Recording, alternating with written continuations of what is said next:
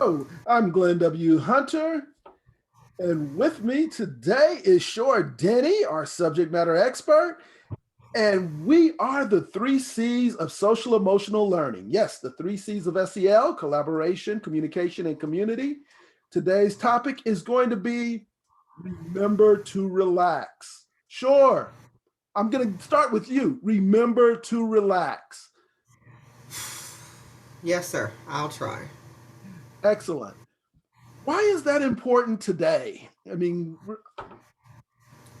Well, it's important every day, but now, that's kind of a funny question. Why is it important today when all of us are stressed out? Every single one of us on this planet right now have the right to be really at the edge, like mhm. on their last leg, ready to snap is like where I feel that in some of the trainings that I do, one of the signs is emotional regulation.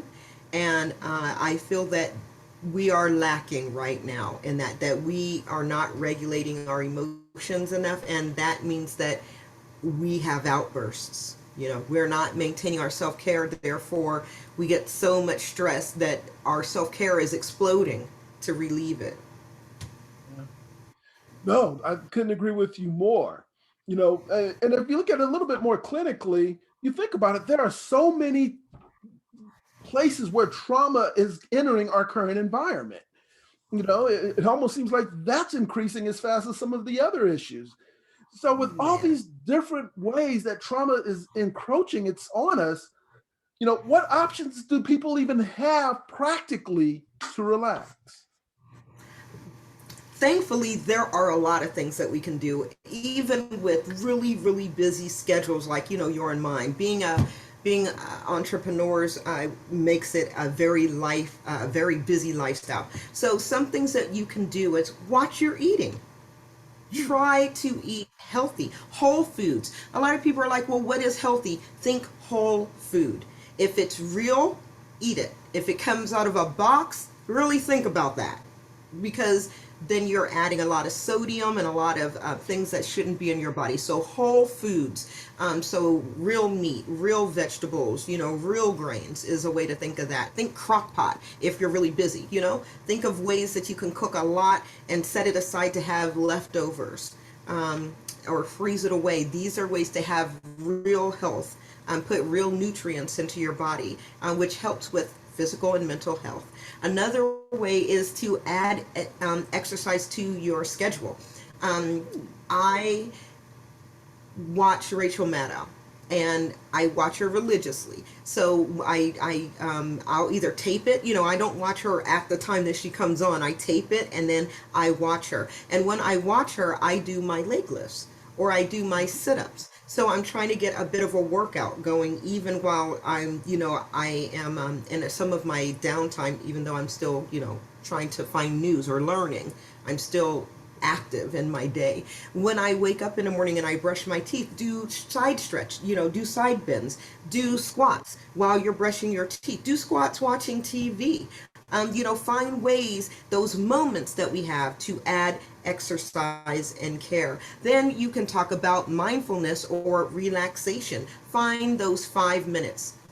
5 minutes in between a meeting and shut down and breathe.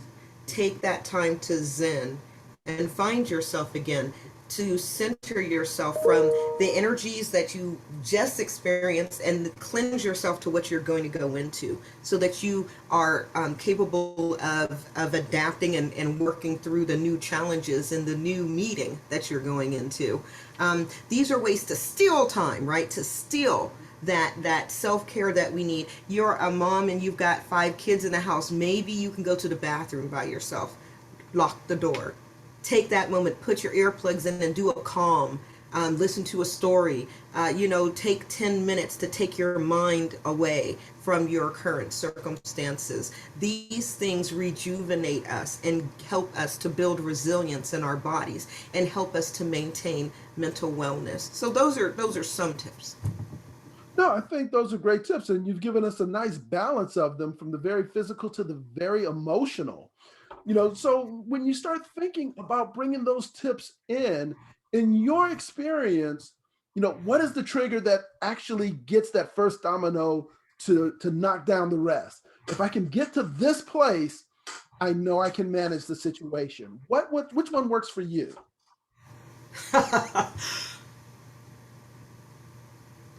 I am an exercise person. I tend to go for physical relief.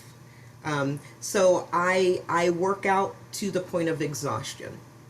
I try to make sure I feel my muscles before I stop, or my breathing, or if I push myself in whatever it is that I'm doing, because I want the endorphins that come at the end, right? I want that happiness and that exhaustion to put me to sleep. I don't know about you guys, but I am having problems sleeping. I wake up like 5 times, 6 times, 7 times through the night. Not Wow. to say that I have a cat, the cats will start running through the house, or there are other people in the house, so different noises or whatever. And so I have a problem sleeping.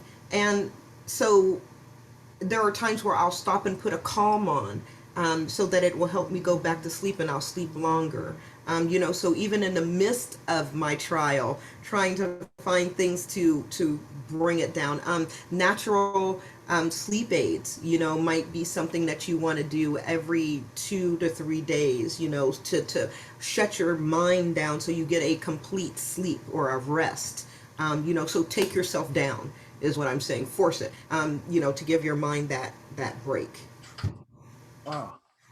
With so much information from so many media sources, and they're all contributing to our stress level. I mean, you think about it, there's a lot of tension out there in the media that comes and makes us go a little nuts. But Yeah, yeah. what are some of the main sources that keep us from having that relaxing? What's impeding us from getting to that place where, I'm going to focus on me and relax? Right now, it's the pandemic that's stopping it.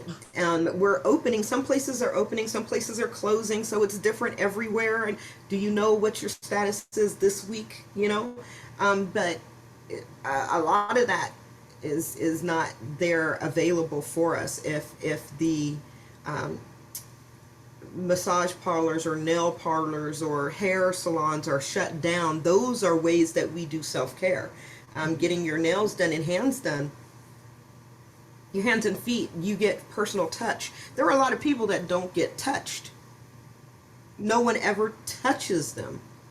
This would be the time that's where they're getting their self-care. Someone doing their feet is a human touching a human. I mean, there's so much more that goes into our daily actions, our daily relaxations that we put on. That there's usually a social interaction that goes on of some type.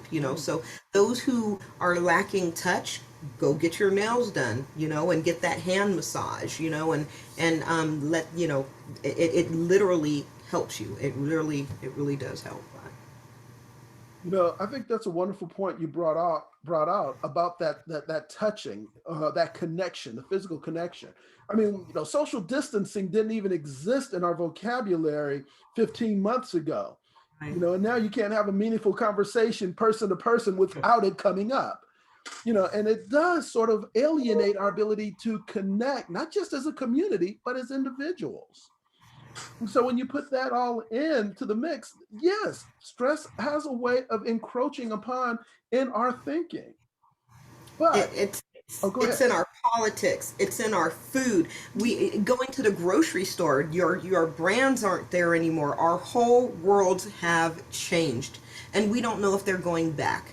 So everyone is in a state of stress. Everyone is in a state of literally mourning. If you go through those stages of mourning, we're all in a different one of them. Some are still in denial. I mean, some of us are at acceptance, but there are we are going through pains, all of us, the whole world at the same time. We are going through this movement of too many censor or stressors. We in our country, our politics are off the chain. We just had a coup. Our nation, we could have not been Democrats right now. I mean, a Democratic nation right now. I mean, that is stressful, right? On top of that, the unemployment rate is the high as it's ever been. You've got people who have always worked, who have prided themselves and have made their persona, their whole identity, their job, that are now gone. It's gone, therefore they're gone. Who are they? What's their purpose, right? All of these people have these stressors. They have to find new purpose. How do we do that?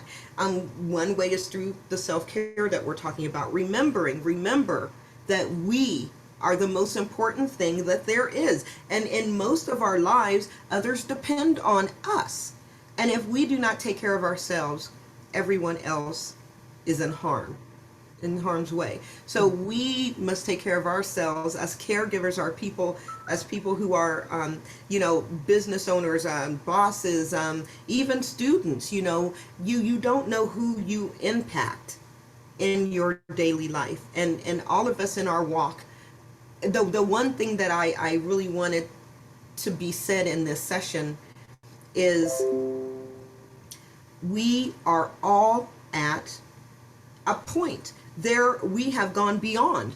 Almost every one of us has gone beyond our stress levels, beyond our tolerance, and we are snapping. There are fights happening in grocery stores. There are shootings happening. There are people who never, women and people who are getting fed up on the freeways or in parking lots, who are getting out of their cars, beating up cars.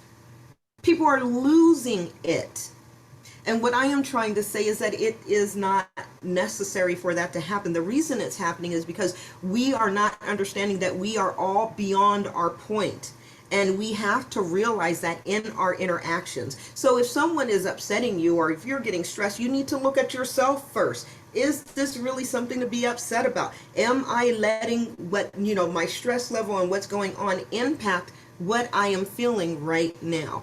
So that we do not take out our overstressedness on someone else. And God forbid that be in a physical way, where we have lost it and we are using someone else as that release.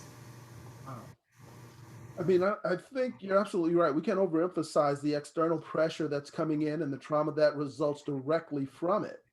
But you have brought up some good points with regards to being able to counter that and have a sense of focus. So once you finally get to that point where you can exhale, what are ways to sustain that mindset? Whew.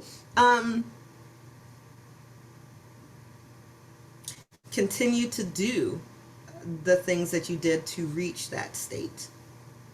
Always remember that when you feel yourself coming to a level of high stress, that you and your mind should be looking at what are your issues and start resolving them. That is the way to reduce your stress, is to resolve the issues, to look for problem solving, critical thinking skills that you can use to get out of or to resolve the situation that you are dealing with, that you're not able to deal with truly, that has overwhelmed you. That would be it. But other than that, it would say being mindful. Remember yourself first. Always remember that self-care is number one. It's not something you do when you have time, or you will only have time for self-care because you'll be ill, you'll be sick, you'll be down. And then when you're sick and down, your youth that depend on you are sick and down, right? I mean, everybody falls from you. So I am just trying to recognize and help people to see that we do have some control. There are things that we can do to release all of the stress, and there are things we can do when we're outside dealing with each other Mhm. to reduce the negativity, to reduce the anger, to remember they're just as stressed as you are. Don't do something to get them mad that you would get you mad. Remember that we are all in this together. Again, keeping that positive mindset, it can be contagious. To your point, we are all in here together. COVID-19 isn't picking out victims with a plan. So Yeah. I think that's very important that, with the exhaling and with understanding how your emotions move, that you are able to exhale, find that mindset, and hold on to it. But with all of that advice and all of that insight, there's an opportunity to maybe dig a little deeper, get clearer understanding. And if that presents itself, how does our audience find you, Shore? Well, you can go to www.communitynow.info. You can reach us at 951-413-6587. And you can like, subscribe, and comment to this video on YouTube. There you go. Once again, I'm Glenn W. Hunter, accompanied by my subject matter expert, Shore Denny. 3 Cs of SEL: collaboration, communication, community. And as we continue to navigate through this emotional roller coaster, I want to urge each and every one of you, as you're out in your communities, as you're making a difference, you're just making a living, please be safe. Thank you.